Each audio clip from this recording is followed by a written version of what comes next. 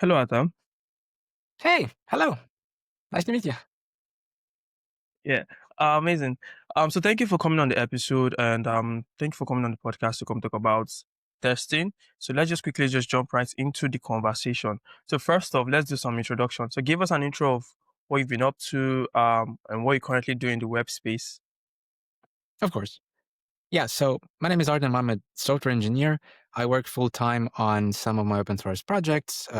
Perhaps the listeners have heard of libraries like Mock Service Worker and the surrounding ecosystem. So I do this for a living. And I also teach automated testing at EpicWeb.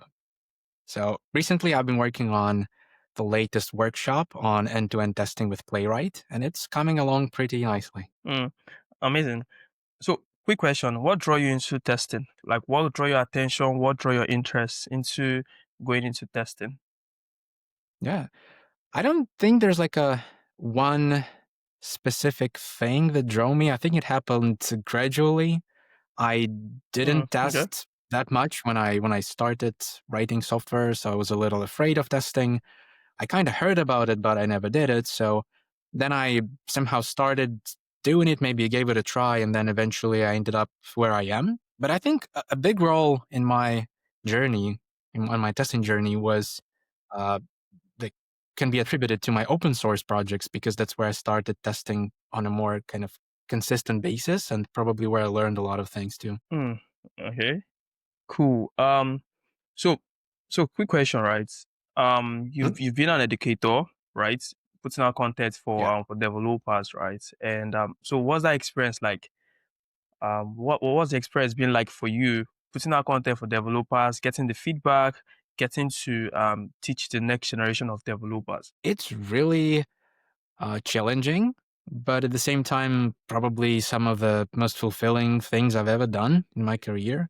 I really Mm, like the autonomy of being able to research the material, come up with the outline, create whether it's an article or a workshop, then publish it, promote it, talk to people, answer questions. I enjoy giving live workshops a lot. That's always fun, where we just lock in to explore a particular topic for like 6 hours, sometimes 12 hours, split in 2 days. Those are very fun. I enjoy that a lot. So it's been a very interesting shift, but I think I've been picking up pieces of it through years. Like I've been doing technical writing for a long time, and then I was trying to do some content around testing as well. And now it's reached this conclusion, I think, for me. So I've been doing the teaching part for about 2 years now. I think more than 2 years now. So that's pretty good. amazing. So cool. So let's just jump right into the conversation, right? So this episode, like I said, is just gonna be Yeah. about testing. So let's start from the basics, right? Like from the beginning of the conversation. So what exactly is testing in software development? Yeah. So when we talk about testing, there's a lot of ways to test software. Like you can test it manually by interacting with it. For example, if you're building an interface, you can just click through it yourself, or use the keyboard, or interface it the way the user would. And then there is automated testing, where uh, the goal is similar to verify that your software is working, but the means are different. So for automated testing, the point is to reflect what you expect from your software in code. So Okay. basically, they take your expectation and cement it in code, and that is called an automated test. Hmm. Okay, cool. So why do you think developers should care about testing, right? Why should they care about it earlier? Should I say, why should beginner developers care about it earlier? Are there any reasons you feel like developers should care about testing at all? I suppose it's not that different from caring about code quality in general. Things like, Okay. architecture, system design, data structures. You come to care about these things because you come to realize what impact they have on the software you build. So testing is no exception. You should care about it because it makes your software better. I guess that's the shortest answer. Yeah, amazing. So, what do you think? You're building out a new application, right? What should be prioritized Yeah. at the initial stage? Should testing be prioritized or should performance be prioritized? Because, like you said, right? Testing is very important. The same way your performance and the other part of your application and your code quality is also important, right? So, Mm. there's the understanding that most times when you're testing, it might take you a lot of time because the same amount of time most times it takes you to write your test, the same time it takes you to write the actual code, right? In some scenarios. So, what could you say about that particular prioritization? Should developers build out the application first before testing, or should they do it simultaneously as they're writing the application? They are also testing. What do you feel, and what's your thought about that? Yeah, it's a pretty complex question. It comes down to how comfortable developers are with testing. It comes down to basically what is the culture in the company. Like, I cannot ignore that. But in Mm-hmm, terms of prioritization, it's a part of development, really. So it's not something to like prioritize. You can prioritize features because like a particular feature may be more important than a different feature, but testing is a part of development. So it's mm-hmm, hard to prioritize it or no. It's more of a cultural question, probably. Like if you are in a company and you're building a product, when should you pay attention to testing? And the answers there are very different based on how well your team is first with testing, whether it's already been going or you are about to be the first person to introduce it. So it will all depend on that, on those different factors. Yeah, so I would say it's inseparable. You cannot really like treat it for something else. And yeah, that's it. okay, cool. So, do you feel like are there any misconception about testing out there, like in the developer world, on the internet?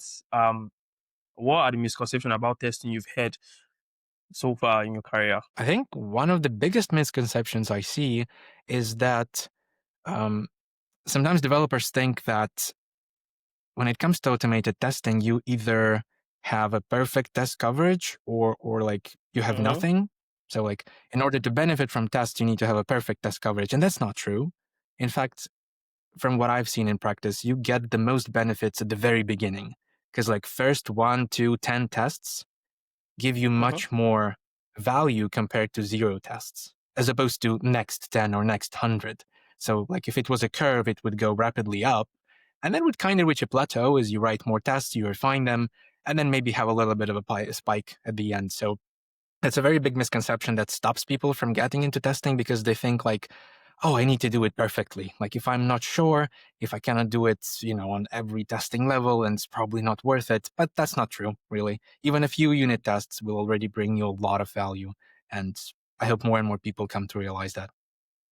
mm-hmm, mm-hmm. Amazing. So, types of testing, right? I think um Mm. you mentioned manual and automated tests, right? So, are there other Yeah. types of testing, and how can we categorize them, and which one should developers start with? Well, yeah, as I mentioned, there's different ways to test software. I'm pretty sure every developer, if we're talking about JavaScript developers, maybe front end developers, specifically, they've done manual testing, whether they realize it or not, because interacting with your app, that's manual Mm-hmm, testing. There are also designated roles mm-hmm, like QA engineers who work to make sure that different features and changes and expectance criteria are covered, who also do different types of kind of testing as a part of their work. Like they can mix manual testing with automation. And the area where I primarily teach and focus on is the automated aspect where anybody, whether developer, QA, anybody really can automate the process. And to me, that's the most fascinating part because it's efficient. You can have the script, you can have a test that verifies whatever you want whenever you want. And I find it really magical. And speaking about types of testing, I feel like you also mean different testing levels, perhaps, because people probably heard about those. Because you can have mm-hmm, tests basically with different radius, like impact radius. You can be testing smaller things or in how different pieces fit together, or you can be testing the entire software you built from the user's perspective. So there are different test levels for that, like unit, integration, end-to-end testing. But those are just the ways to help developers think about what is the responsibility of a test. Like there's no other magic to it. In many cases, those tests will be very similar and use similar tools. What changes is how you approach them, how you orchestrate them, for example, using different setup. Sometimes you would use different tools. Like if you're building a browser app, you'd probably need a browser automation to have an end-to-end test because it needs to be in the end mm-hmm, environment, be in the browser. mm-hmm. Cool. So, now speaking about testing again, right? Is there anything like over testing? Can developers over test, right? Can they overdo it? Yeah, I think definitely and it happens a lot out there. It's probably coming from the place of excitement, I hope, because once you tried writing tests and Yeah. you get to know the value that they bring, you immediately want to make sure that everything is covered. And the overtesting has, I think it has a root similar to premature optimization, is that you've written the Mm, software and you know how it works really well. So now you want to kind of make it even better. So you want to like abstract things, make it reusable, more versatile. But if you're not pursuing a larger goal behind all of that improvement, then it might as well be pointless. And testing are similar. Like you shouldn't just write tests covering everything your software does. Instead, you should cover the intentions that you have towards the software. So this is where over-testing comes very often, is that people start focusing on testing every implementation detail in their software, yeah. like functions, components, classes, everything they do Mm-hmm. internally instead of a larger picture. What is the purpose of this class? Very often it comes down to public APIs, right? We design these contracts either between developers, other developers, or between our software and the user. So we have some contract in mind, some expected behavior, and you want to make sure that your test is focusing on that. So not on how that's achieved, but what your software does. Hmm. Okay, cool. Um, I think that makes a lot of sense, right? The reason I asked that question was basically because of personal experience, right? I think when I got to write, I think get to write tests, it was like you said, there's an over excitement that comes with it, where you want to test out Mm. every component, every function, and at that point you might lose the whole purpose of testing, right? Um, Yeah. so how do you decide what should be tested, right? How do you decide Mm. what should be worth testing when building out your applications or when testing your applications? Yeah. I think very often you as a developer already know. You just need to phrase it properly so it's clear. Like, for example, I was Mm, working on an exercise where we testing passkeys, like authentication using passkeys. And the intention here is very simple. User should be able to use a passkey to authenticate, right? It's just one sentence, nothing else. We're not talking about implementation details, how it's achieved, just this sentence. That's the intention. That's also kind of a test name. That should be a test name. And then inside the test, you will arrange it so you're able to spin up your app and go to the login page and click on the use passkey, maybe pre-populate the passkey and the user, associate them. You see, there's a lot of like implementation details there for this test, but the intention that I have is mm-hmm, really simple. So for me, this is how I know what to test because I write software so it would do something. So I test that something. And it's really, really important not to get into the depth of how that's done, which I'm trying to emphasize, kind of preluding to implementation detail testing, because it doesn't matter how it's done. It doesn't matter if my login with passkey button is on a login page or I renamed it to a sign in page. It doesn't matter. Like my software should be able to do mm-hmm, this. So this is a good mm-hmm, test case. That's usually how I decide what I test based on the behaviors my software has. mm-hmm. So now speaking about example, what can you give Yeah. like a good example of a useless tests, right? Like a useless use cases, all right, for developers. Maybe you've seen or you've come across. Mhm. What's an example? A good example. Yeah, I can give multiple. So Mm, a very classic example is when your test is making sure that your, let's say, function calls another function under the hood. That's a pretty useless test because it checks too much on how your system is implemented. Sometimes you may write tests like mm-hmm, this when you're developing, for example, libraries or SDKs, where it's important to have that connection. But for most of us who are building websites, apps, basically enterprise development, we don't need to dive into this depth because it makes our test brittle, because now this connection, this internal detail becomes dependency of this test. If it changes, the test blows up, and that is not the correct test. And another good example of a useless test is a flaky test, because I find mm, every flaky test to be completely useless. We will probably talk more about flaky tests. I don't want to spend too much time on it right now, but let's leave it yeah. on this cliffhanger. Amazing. So now you could agree with me when developers are testing. Now let's say a team of developers, right? Um, so how do they maintain their testing over time? Now, when you start testing, like you said, the testing, the test, right? The test cases increases over time as you add more features and as your application grows, right? So what are the ways to Mhm. maintain what are the ways to maintain your tests, right? To make sure they're quality tests and they still do what they are supposed to do, right? Um, Yeah. Yeah. I think there's multiple things to this for sure. There's a lot to maintain. It's like if we're talking about tests, you definitely need to make sure you understand what you're testing. That's as we talked previously, like the intention. You're not testing how the system works, instead what it does. mm-hmm, And one thing that helps is focusing on like what matters in tests is designing tests around failure. This is a really, really big cheat code, big helper to anybody writing tests that we really write tests for them to fail. That's the only reason. We want the tests to be the automation that helps us. It lets us know, hey, look, suddenly something broke. So tests are mm-hmm, designed to fail. And we as developers writing tests can do a lot of decisions to influence how tests fail and when.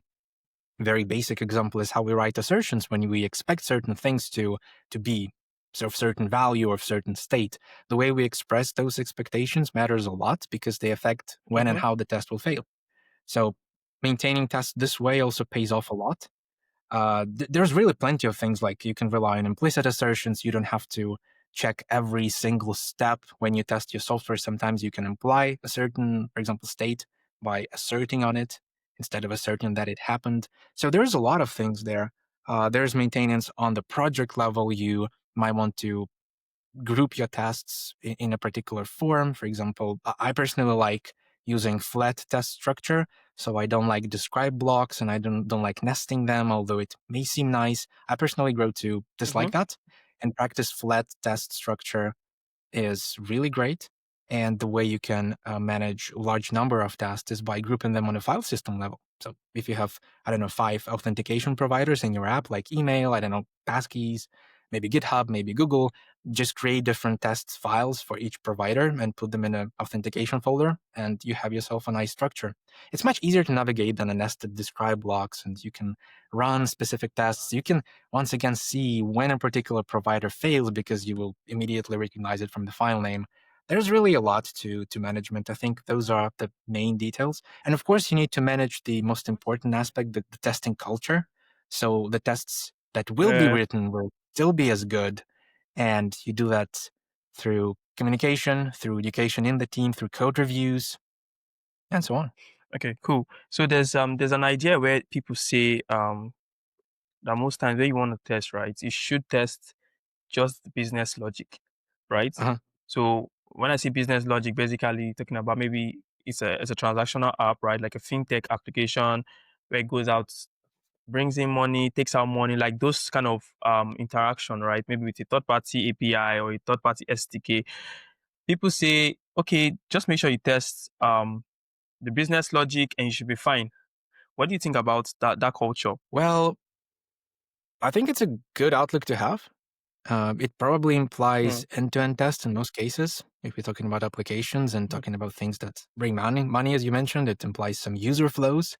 For example, can the mm-hmm, user, I don't know, subscribe? Can they uh, complete the checkout journey and so on? So that's definitely something you have to test. So focusing on business logic does make sense as long as it's something that's facing your user, because some of the logic may mm, be behind the scenes, the way you calculate, I don't know, taxes and things like this. That's also the business logic of your app. But if the user is not interfacing with it directly, then it will be a different test. And sometimes it may not be a test at all. But I don't think you should only focus on business logic because you're still writing mm, software. You're not writing business logic, you're producing code. And the pieces you create and the way you build your app also has to be tested. You will likely have different UI components. You will likely have some pages or some forms, maybe some classes and utilities. And it doesn't hurt to make sure that those actually work the way you intended. So you can stretch the test coverage across multiple levels. And that's basically where we get the testing levels from. mm. Amazing. Okay, so let's speak about tools, right, and the ecosystem of testing. Uh, So what tools do you often use to like run your testing, and which one are you really excited about? I think I really use Vitest a lot for the last couple of years. It's a test runner built on top of Vite. You mostly use it Mm, for units and integration tests. And recently they released the browser mode, which came like public basically. It was experimental for some months. And it finally allows you to write component level tests in the real browser. So it's an interesting mix of browser automation you would find in tools like Playwright, but it's not focusing on the end-to-end aspect of a test. It's that it's a component test, and it's a very, very nice balance the way they nail it. So I really love Vitest in a lot of aspects, and I use Playwright a lot for browser automation, but also Playwright Mm. slash test as a framework whenever I need to write end-to-end tests. So that's a really great tool. Um, I think those are the main tools I use when it comes to testing. Okay, so do you think the ecosystem has actually evolved, like the tools has evolved over the years, or are we still using the same tools, right, for testing from back then, like to now? As the ecosystem evolved, what do you think about that? Oh, it certainly did. Yeah, for sure. Like Vitest, for example, is a great proof that there's been a lot of work in the testing ecosystem in JavaScript, and we're getting new tools. Like there's a traceable history of tools. Like I used to use Mocha, and then there was the Jest revolution because Jest introduced a lot of great developer experience aspects to testing. Like most of the test frameworks in JavaScript we have now basically got inspired from Jest, Cute. from the Yeah. way the test suite Yeah. is structured to some APIs. Jest was a Mm-hmm. huge influence. And then we got something like Vitest right now that built on top of that and brings even more best practices and refined APIs. So I would say, and I always say this, that we have it really good in JavaScript. Like it's enough for you Hmm. to go to a different language and try to write a test there to realize how well refined the tools in JavaScript are, like from APIs to the practices to the freedom how you can structure the test to specific limitations the tools have.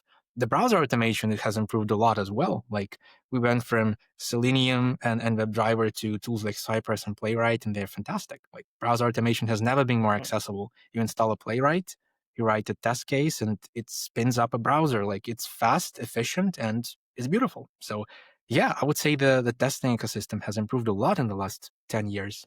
Okay, amazing. So do the tools actually matter, right? Because I think there's this issue that happens most times with developers where they are so focused on the tool, right? And missing the main context, which is the particular skill they're trying to pick up, right?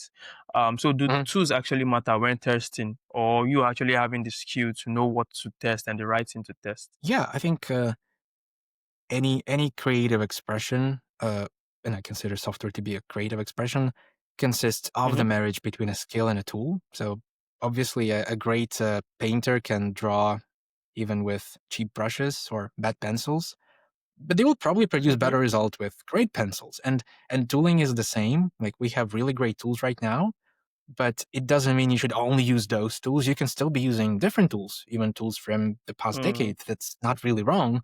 What's far more important is how you use those tools and what for you're using those tools. So it's a combination of your mindset and skill set, and then how you use the tools to apply it to bring tasks to life.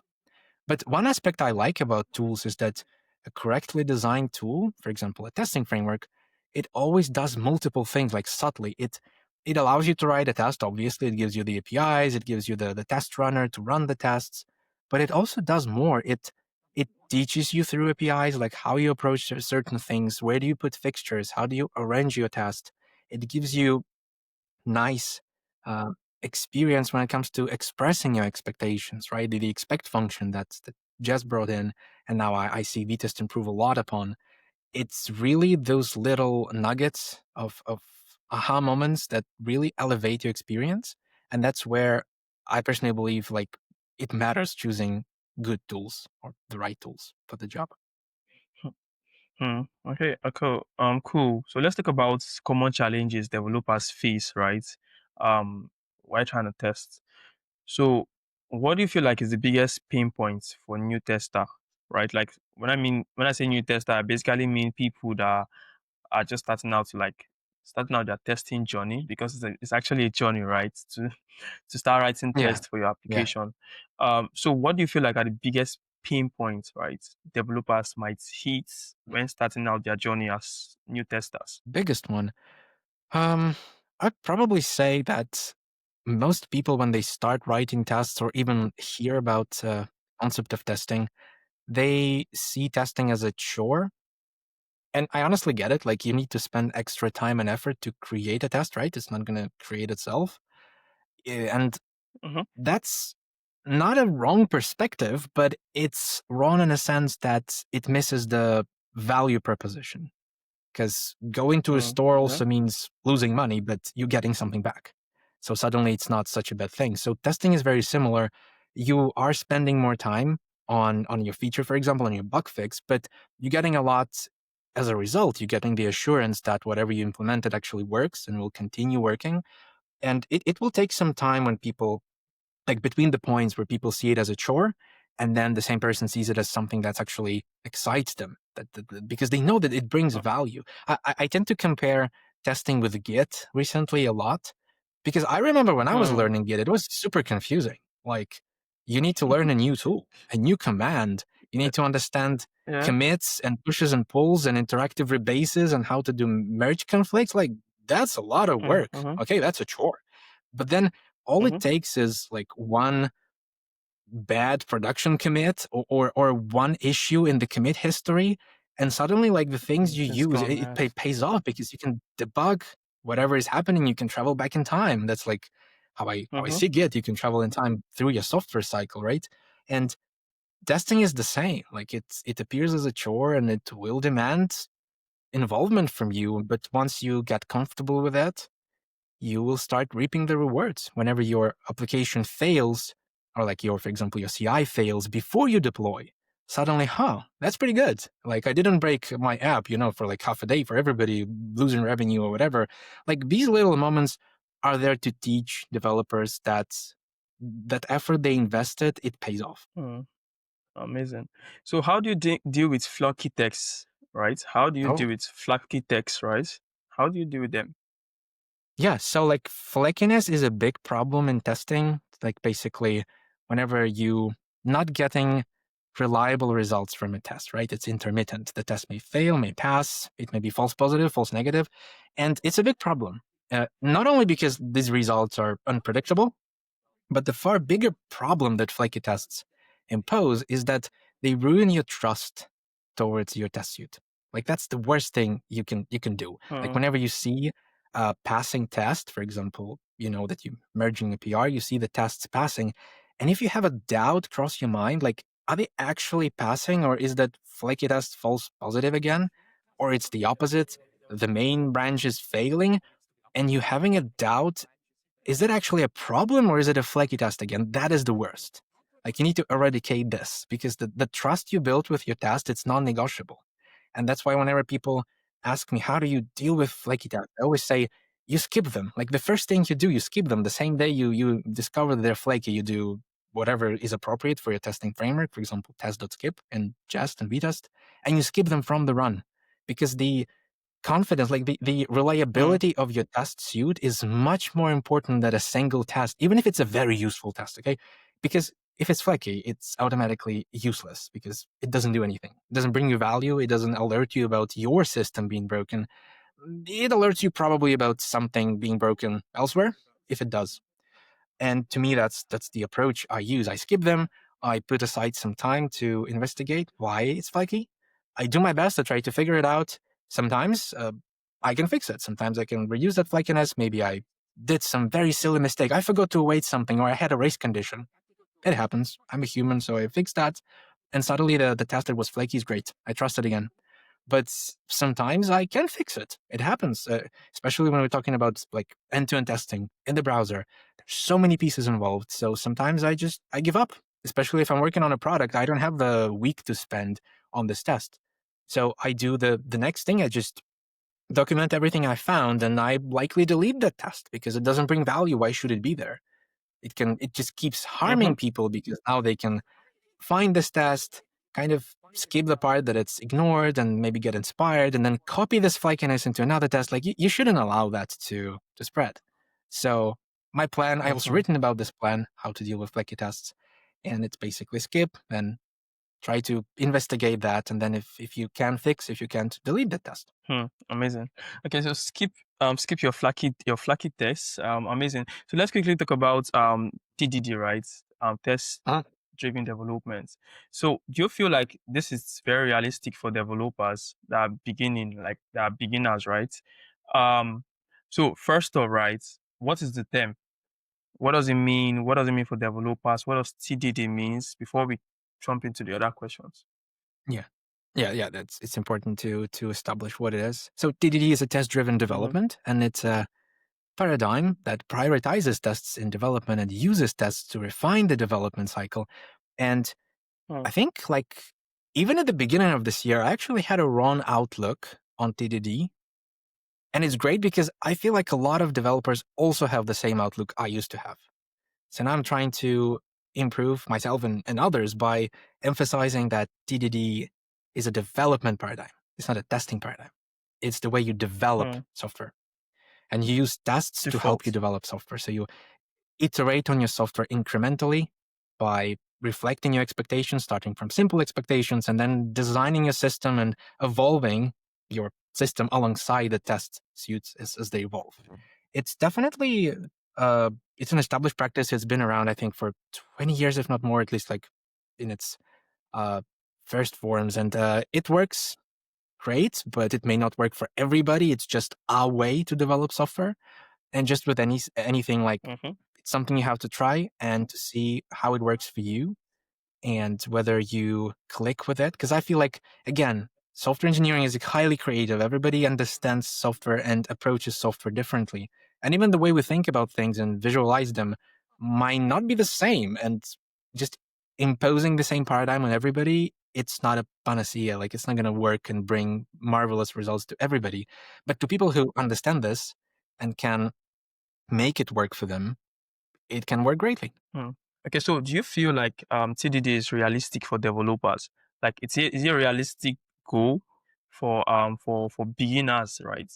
Beginners developer. Well, I would say that, again, it's something you can try, but a far more important thing, even before TDD, is emphasizing that you are not getting value out of tests just because you write tests. You need to write proper tests, Mm. understanding what the test should focus on, like we talked about, focusing on intention, describing those expectations very clearly, and understanding when and how the test fails be useful.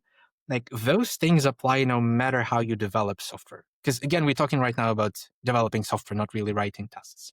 So if you Mm-hmm. want to try kind of using your test suite to help you design your system, that's a very great exercise to try, and it may work for you.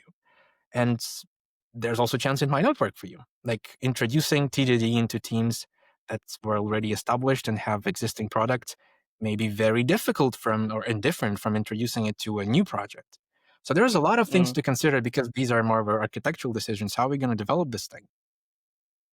In practice, I think I personally like a slightly different approach, which is also TDD, because one big misconception that I also used to have is that TDD implies tests first, and it's not Mm. necessarily true.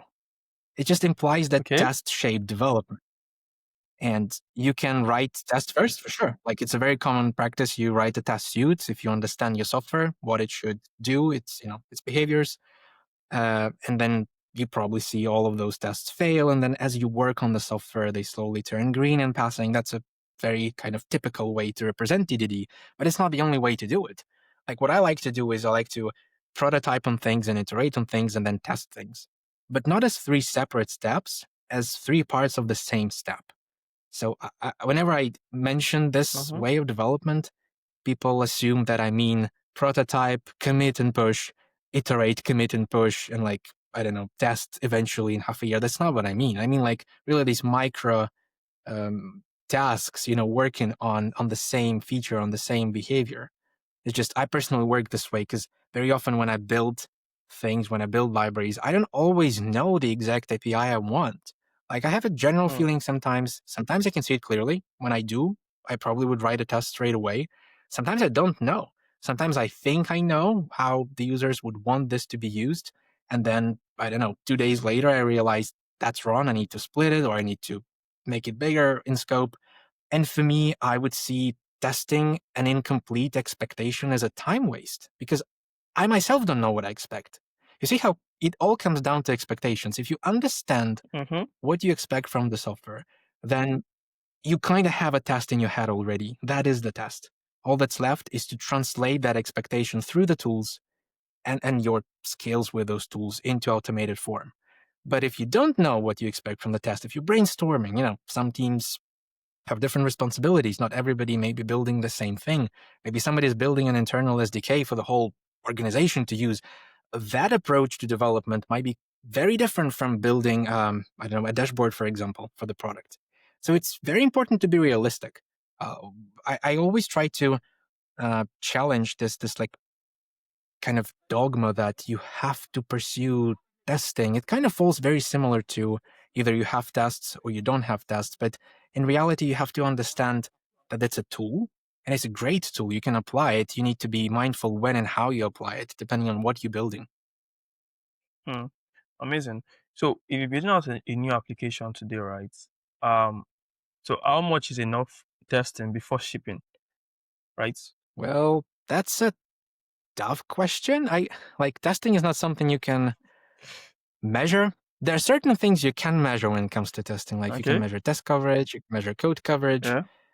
but this isn't something that um, it's very similar to asking like how much of this feature we need before shipping. And even that is probably easier to answer because you like trim it down to specific behaviors. So Yeah. basically, whatever you ship, I would test it because test is the only proof that what you wrote works. I mean, even if you tried it manually, that's good for Okay. you. Automation is how we prove our software works because we can keep running that automation and it can help us prove that it keeps working. So to me, like every feature and every bug fix has to be accompanied with a test in a kind of realistic scenario in the way I work, in the way I try to encourage others to work in the teams from the past, for example. So for me, that's a part of the process, not really something that, because the question like implies that I have to build a feature and then I'm asking myself, maybe that's enough or should I like add a little test or more tests? But to me, it's like Okay. you do it together. You don't do it separately. It's inseparable. So, uh, yeah, Yeah. whatever you build, whatever you ship, it has to be tested. And people like say Hmm. ship fast, but I don't think they mean ship broken. It really comes down to familiarity and skills. You can combine your pacing with testing because you don't have to have extensive testing on a feature to ship it. Hmm. There's a bazillion factors influencing how your product is being developed, from timelines to maybe some investors to maybe some other requirements. But it is important to test. It's important to write a good test or two or 10 for your feature. And then maybe the same way you split it into multiple steps, probably, if you want to ship fast, the same way you accompany every step with a test. And suddenly you don't have to have extensive test coverage to ship fast. So I hope it makes sense. Hmm. Yeah, that makes a lot of sense. So just take us through your own personal process, right? Since we're talking about processes at this point, what's your personal process to test before releasing? Let's say, for example, you're working on an application. What are your personal processes? Yeah, I what I try to do is, as I said, every change is accompanied by a test, unless I don't know. I don't even know if there's exception to that. And what I do usually, I establish the test coverage from the start by doing something simple, Mm-hmm. covering the things of my software I understand, focusing on some end-to-end tests as well if I have what to end-to-end test, because I usually work with libraries and we do have end-to-end tests there, but they are very different from what uh, a general, like conventional end-to-end test is, like in the browser, clicking on elements. So end-to-end tests can be different, just a side note. And what I usually do, for example, in library development, I do have a certain like, grid of requirements. Like everything I test should obviously Mm-hmm. pass like unit tests or integration tests, but also should pass type test, should pass compliance with different Node.js versions, with TypeScript versions. So all of that is a part of the feature. Like I just merged support for server-sent events yesterday, and it also included some tests, obviously, because I designed a new API. I have an expectation to this API, so I reflected it. I reflected it in my tests, which were end-to-end tests in the browser, and then I reflected it in my type tests because I'm establishing a certain contract, right? My function that allows you to mock server-sent event is a made-up function. It uses the standard under the hood, and it teaches you a little bit about the standard. but it's still a made up function. So I designed this contract out of thin air. So now I need to solidify it with type tests. Application development can be obviously different. You very rarely test types unless you ship Yeah. those types. So public things. So you focus more on, let's say, your Mm-hmm. components if we're talking about UI. So you write integration tests for your components. You focus on your end-to-end journeys. So you install Playwright and you cover different scenarios. Like I'm doing right now on this Playwright workshop. I'm showing people how to test different authentication methods. In the app we Hmm. can authenticate with email and password, with two-factor authentication, with passkeys, and with GitHub. That's a lot. And all of that has to be tested Hmm. because all of that is expectation towards the app. So you basically Yeah. cover your expectations. It's a simple truth that gets kind of mixed with a ton of complexity because different tests will have different level of complexity. Like unit testing, a simple function, like a small function, is different than unit like the end-to-end testing, the whole user flow. But it all comes down to the same truth, just testing expectations. What do you expect from this software, from this part of software, from the whole software? So that is your test. Hmm. Okay, so speaking about best practices, right, and naming, so are there any rules to follow when naming your tests or organizing your tests, right? Hmm. Naming in general is quite subjective. It is hard, but it's also subjective. So what I personally Mm-hmm. like to do is keeping the test names short, first of all. Like, this is not a poem, it should just describe what the expectation is. Very often you can do it, you just have to phrase it properly, like we mentioned at the beginning. Like, expectations are often one sentence words, like supports authenticating using passkeys. That is a great test name. I drop Hmm. redundant words like should and stuff like this and then tests or something. Like, you don't need them. They are Mm-hmm. implied by the test function that wraps your test, whether it's it or Yeah. test. You just say it supports, I don't know, two-factor authentication. Great test name. Um, Simple. Regarding the context, I actually have a full video on anybody interested can go to EpicWeb. I have a video there on 5 tips to help you write better test names. I might not remember all Okay. of them from heart, but I remember some like managing context. Like sometimes the context may be implied. So let's say you are in a test file that's called authentication. So obviously, probably all of the test cases are going to be around authentication. So maybe you don't have to repeat the word authenticates in every test name, just supports GitHub provider or something. Again, it's a Uh-huh. very free form thing as any naming, but you can establish certain rules that can help. Whether you want to automate those rules or not is entirely up to you, but I find it very important because the test name is often one of the first things you see when the test fails. And it's the second most Mm-hmm. important thing, probably. The first one is the actual failure, the failed assertion, the most important part. And then the test name also can give you some context. What are we talking about? We're talking about authentication, a checkout, or something, a homepage. So naming is important in tests. And yeah, you can find definitely more resources online, including some of my stuff. So check it out. Yeah, yeah, sure. Yeah, sure, definitely. I will leave a link to I think the particular video from EpicWeb Oh, in the video description. Yeah, sure, sure, sure. Okay, cool. So can you mention one tool you can't live without? One testing tool you can't live without? interesting. I d- I do think that like That's recently I use Vitest a lot. a lot, a lot. Okay. Uh, Yeah, quite a lot. Like for my amazing. every project I do, it's just the same PNPM add. It's always TypeScript and Vitest, and then it Hmm. depends. So I would say Vitest has Okay. become a really crucial part of my workflow because it's grown into a very versatile runner. Like you can do unit tests, integration tests, component test in the browser. It's really great and it has the same experience, the same API, which matters to me. I can let you in on one thing I don't like about Vitest, but it's not relevant probably to most people. But as a library author, I would love Okay. for Vitest to make it a little easier to write custom test pools. Who knows? Hmm. They know. But right now, those internals are a bit abstracted and clunky to get around. So I had some use cases where I wanted to have a custom test pool, but I just wanted to share this because it's okay even if when you love the tool, you have something to want from the tool, obviously. Yeah, Like I never have a single tool definitely. that I just blindly. blindly love and follow. Like, that's not the point. I tend to see that the more you like something, the more you're open to criticizing it because you care about it. Like, when we like stuff, we Mm-hmm. attach to it. So when I like this test runner, I want Mm-hmm. it to be great in every aspect.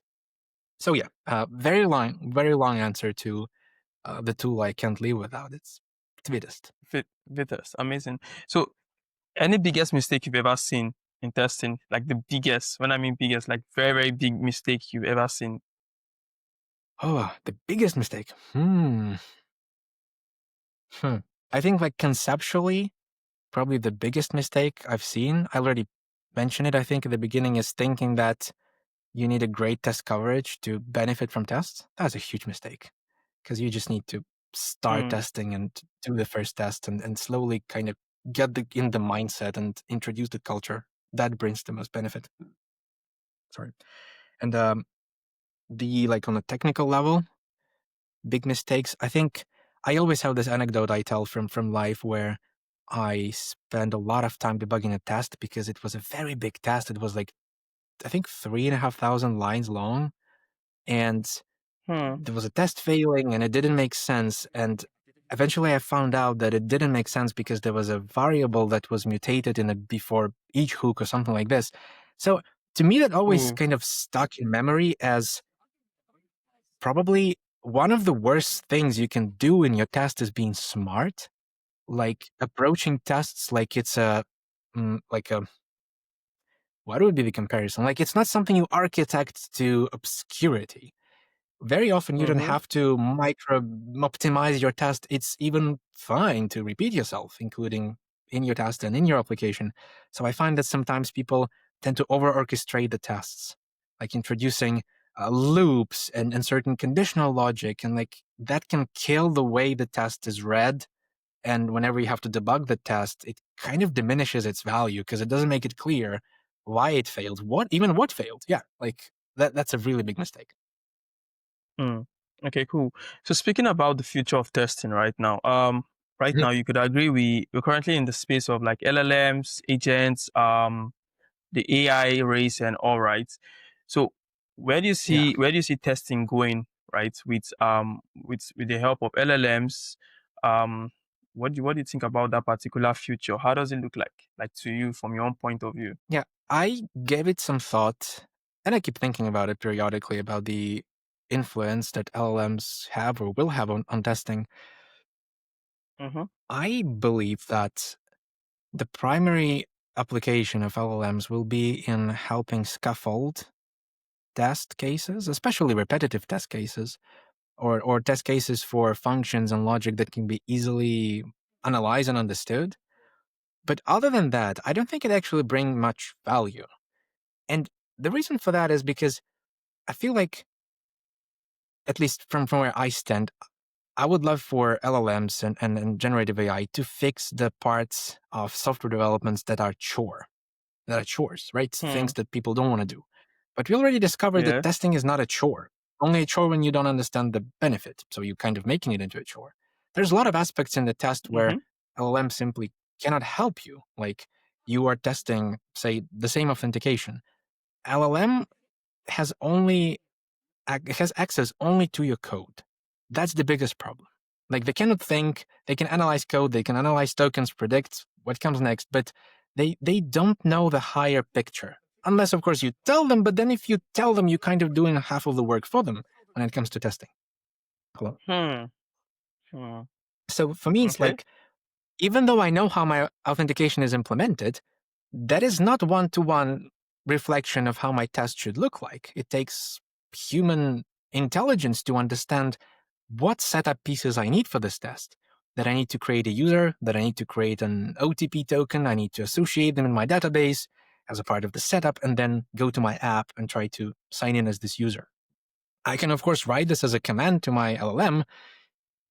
I mean, it depends, right? I feel like I kind of done half the job here because if I know what to do, I just do it. And, so in terms of practical applications, we will see where it goes, right? It keeps developing. So I don't know. But I personally think that testing is a very important part of your development cycle to outsource to something else, because you need to understand those tests. You need Mm-hmm. to understand what they do.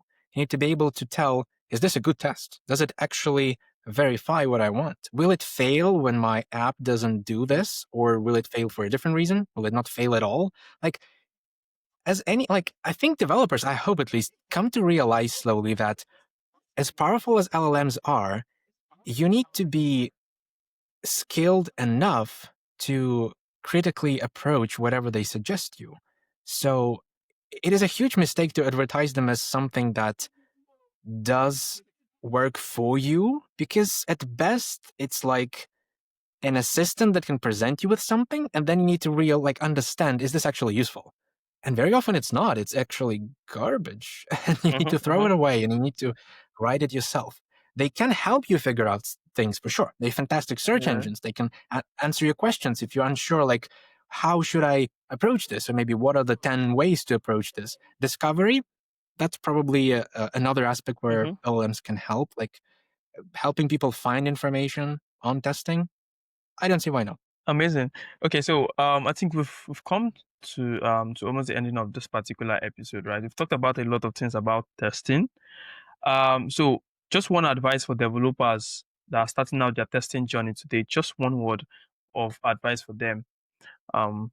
I would probably give, like, developers who start testing today, I would give them the same advice as I would give to any person starting anything today, is that you will suck. It's a Mm-hmm. part of learning. It's whoever Mm. spent significant amount of time learning in their life knows that they're gonna suck at the thing they pick up. That's the point of learning. And it's very important to not feel bad about it and not let anybody else make you feel bad about it, because that's natural. When you pick up a new musical instrument, you're probably bad at it until you practice and you're better at it. The testing is not going to be different. You're going to write your test and it's probably not going to be a good test. Or maybe if it is, maybe the next one will be better or worse, and it's okay. Like, you need to approach it as a journey, like you said. So it's not just a one thing you do and forget. You will be learning and experimenting with tests, and eventually you will come to appreciate and love tests, and they will give you a lot of value back. So Mm. just approach it this way and keep an open mind, and I think the testing will become quite an inseparable part of your workflow. Amazing, amazing. So just taking some questions from Twitter, right? I think Oh yeah, go it's ahead. currently called X. Yeah. So we got a question from Twitter from Brianna from Bri, and it says, "How do you go about properly collecting metrics, right, on test coverage and flakiness?" Yeah, yeah, that's a good question. Like, I think most, if not all, modern test frameworks give you the ways to measure parameters like code coverage. For example, in Jest Mm-hmm. and Vitest, you can use code coverage providers. There is a coverage CLI option you can supply or configure in your Vitest config, for example. It doesn't matter. You can configure a test runner to analyze and print you the code coverage report so you can have it if you want it. I also have a great article on EpicWeb on how to actually make use of code coverage, because there are a lot of ways that people misuse it. And I just don't want you to also kind of make the same mistake. So definitely recommend reading that. You can analyze things like flakiness on a static level as well. I believe Sentry has a great feature. They have a flakiness plugin, like analyzer you can hook into Vitest, I believe. And also, I think it works with other testing frameworks, like it's a standalone thing. And it helps monitor the test failure rate across test runs, because obviously flakiness is not something you can reliably determine. That's the point of flakiness. So they try to do like a check throughout the time frame and report to you like what is the percentage of flakiness, how often this test failed, and help you figure out your approach from there. So yeah, you just use tools. There are tools either baked into your test framework to help with code coverage, or some third-party tools you can use for flakiness. So explore them. Okay, cool. I think that was an amazing answer, right? So I think at this point we can quickly just talk about you mentioned you're working on a new course, right? A new course on Oh yeah. EpicWeb. Can we just quickly just talk about what we should be expecting soon? Oh yeah, for sure. Like my time that I spend on EpicWeb is dedicated to building this series of workshops around testing, where I go from the Mm-hmm. very basic, very fundamentals, all the way to basically the advanced level things like advanced patterns, which is covered in Vitest. I released the latest workshop, and I'm working on the next one, which is end-to-end testing with Playwright. It's quite a big Mm-hmm. topic because you have to do end-to-end testing, and it's a great thing, but you need to do it. Well, you're probably going to have a lot of questions while doing it, so I'm trying to answer those in my workshop, which is the kind of common theme for every workshop I approach. I approach it from the practical standpoint because it's a practical thing you do, so it's not a passive course. You just clone the repo, you go with me through the exercises, you're trying to solve them, and then we discussing the solution and what were the differences. For the Playwright, I approach it with the most common problems that people have with end-to-end testing. How do I approach authentication? Like I mentioned, how do I test different authentication my app has? How do I test logic that's behind authentication effectively? How do I mock databases? How do I do all those things? How do I record a test? Or like, how do I debug an end-to-end test that failed on CI and I cannot reproduce it locally? So I'm trying to get all of these practical questions and put them into exercises, like distill them into the most like straightforward example that you're gonna tackle and you're gonna learn. So definitely look forward to that. Hopefully it releases this or maybe next year. And yeah, otherwise I have a lot of resources on EpicWeb, articles and a few videos, so you can also check it out when it comes to all things automated testing. Mm-hmm. Okay, cool. Amazing. I think that should be a very, very interesting course, right? I think developers could check out. They're interested in end-to-end testing, and definitely I'll put a link to your other courses on EpicWeb in the video description and the audio description Thank you. for people listening on Spotify and Apple Podcasts. Yeah, amazing. So Artem, we've talked about a lot of things. I think we've spent like almost an hour on this episode, and really thank you for coming out to do this. I know there's a lot of good details for developers, right? Good information developers are gonna make use of in this episode. Thank you for coming out from your busy schedule to come and do this recording. So we've come to the end of this episode. Make sure you subscribe, make sure you like, make sure you share this episode with your developer friends that are not testing before today. Share with them to put the interest and to give them the idea of why they should test, what testing does. Testing is not a chore, right? Yeah, so we've come to the end of this particular episode. Thank you for staying to this point, and I'll see you in the next episode. Bye, guys. Bye for now. Bye, Adam. Bye. Bye. Yeah. Yeah. Mm. Thank you for inviting me. Thank you so much.